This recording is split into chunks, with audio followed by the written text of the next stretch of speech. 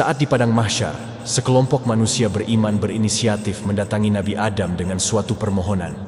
Wahai Adam, engkau bapa segala manusia dan tercipta dengan kekuasaan Allah. Mohonkanlah kepada Allah agar mempercepat proses ini dan meringankan beban kami. Nabi Adam menjawab, aku tidak berani berbicara di hadapan Allah karena aku pernah bersalah sehingga dikeluarkan dari surga. Saat ini aku hanya berpikir untuk diriku sendiri. Nabi Adam kemudian mengarahkan agar manusia mendatangi Nabi Nuh sebagai Rasul pertama. Kemudian mereka mendatangi Nabi Nuh dan berkata, wahai Nuh, bermohonlah kepada Allah agar mempercepat proses ini. Nabi Nuh menjawab, aku tidak berani berbicara di hadapan Allah saat ini, karena dulu aku pernah bermohon agar Allah menenggelamkan penduduk bumi sehingga banjir melanda.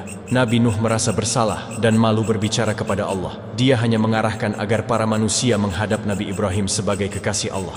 Kemudian sekelompok manusia mendatangi Nabi Ibrahim. Namun ternyata Nabi Ibrahim juga mengaku pernah bersalah. Karena kepandaiannya bersilat lidah, beliau mengaku telah berdusta 3 kali. Meskipun sebenarnya beliau tidak berdusta. Nabi Ibrahim tidak bisa memberi syafaat dan mengarahkan manusia untuk mendatangi Nabi Musa yang pernah berdialog dengan Allah. Namun ternyata Nabi Musa juga tidak bisa membantunya. Beliau merasa bersalah karena pernah membunuh orang dengan pukulannya. Beliau hanya melakukan sedikit pukulan tanpa ada niatan untuk membunuh, dan ternyata orang itu mati. Para manusia kemudian mendatangi Nabi Isa. Dalam dialognya, Nabi Isa juga tidak bisa memberi syafaat karena Isa dan ibunya, Maryam, telah manusia jadikan sebagai Tuhan selain Allah. Nabi Isa merasa malu jika meminta sesuatu kepada Allah. Lantas siapa lagi yang bisa memberikan syafaat kepada manusia? Siapa yang akhirnya menjadi manusia paling sibuk di akhirat? Tidak lain dan tidak bukan, dia adalah manusia mulia. Dialah Nabi Muhammad Shallallahu Alaihi Wasallam. Akhirnya mereka mendatangi Nabi Muhammad Shallallahu Alaihi Wasallam sebagai penutup para nabi dan rasul.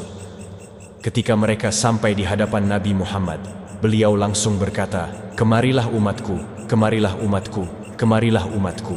Ini memang tanggung jawab saya. Beliau kemudian bersujud seperti sholat di bawah arsy-Nya Allah Subhanahu wa Ta'ala.